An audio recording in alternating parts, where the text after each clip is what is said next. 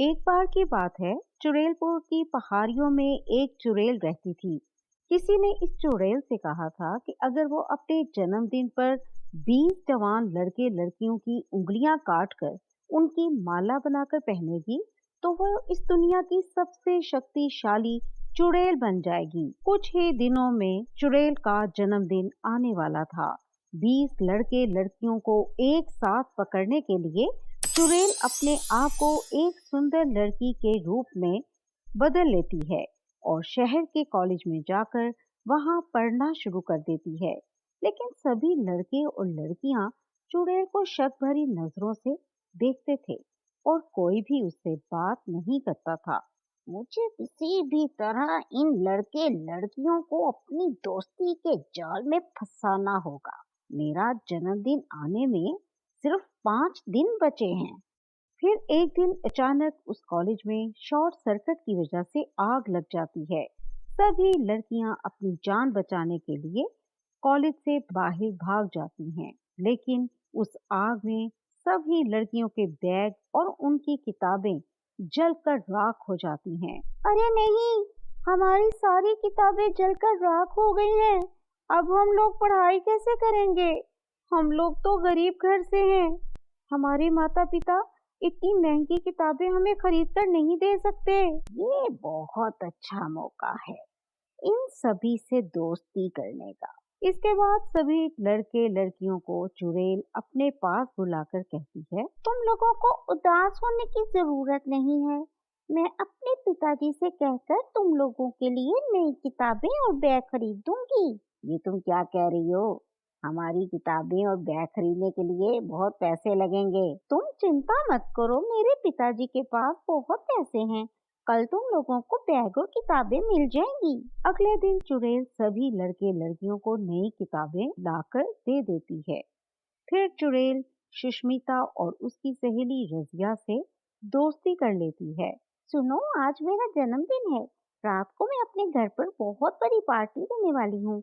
जो मेरी पार्टी में आएगा मैं उसे बहुत सारे महंगे तोहफे दूंगी। ये सुनकर सुष्मिता और कोमल खुश हो जाती हैं। ठीक है, हम दोनों तुम्हारे घर पहुँच जाएंगे। तुम अपने घर का पता दे दो।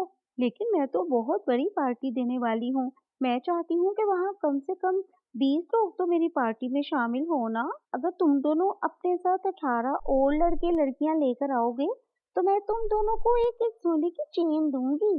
फिर शाम होते ही सुष्मिता और रजिया अपने घर के पास रहने वाले लड़के और लड़कियों को लेकर वहां चुड़ैल के घर पहुंच जाती हैं।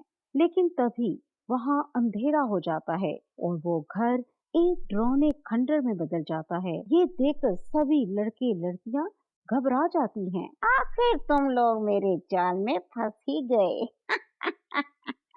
इतना कहकर चुड़ैल अपने असली रूप में आ जाती है। हे ऊपर वाले, ये लड़की तो चुड़ैल निकली। हाय, अब हमारा क्या होगा? ये तो हमें मारकर खा जाएगी।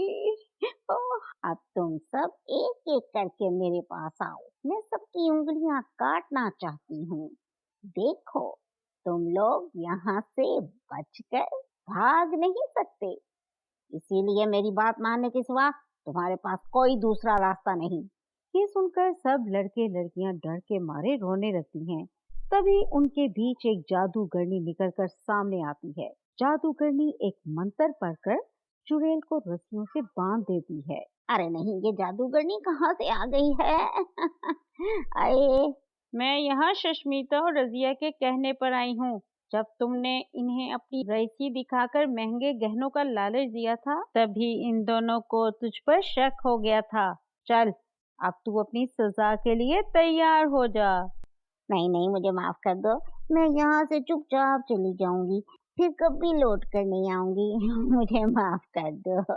मैं तेरी जैसे नौटंकी करने वाली बहुत सारी चुड़ैलों को देख चुकी हूँ। तेरा ये ड्रामा मेरे सामने नहीं चलेगा। इतना कहकर जादूगरनी चुड़ैल को एक बिल्ली बना देती है और उसके गले में पट्टा बांधकर उसे अपने साथ ले जाती है।